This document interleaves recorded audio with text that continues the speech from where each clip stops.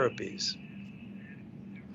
I'm glad you brought up the vaccines, because that's definitely something, everyone is focused on, especially as we know the deadline is coming to get some of those interim results and first looks at the data. I wonder about the effectiveness. That's something that has been a topic of conversation, and I've heard a broad range of commentary from, it will block the virus entirely to it will simply diminish, the most severe cases. And if anyone experiences the virus, it will actually just be a sort of a milder version. So based on what you know right now and what you're seeing, do you anticipate that the first sets of vaccines out the door will be more of a less effective blocker of the virus?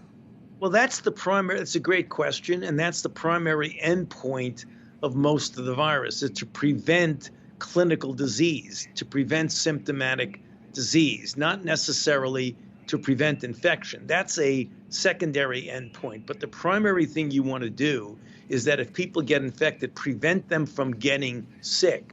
And if you prevent them from getting sick, you will ultimately prevent them from getting seriously ill.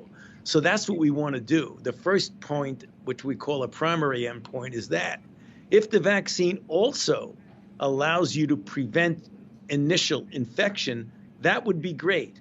But what I would settle for, and all of my colleagues would settle for, is the primary endpoint to prevent clinically recognizable disease. And that's what we hope happens. And if we do, that will go a long way to diffusing this very difficult crisis that we're in.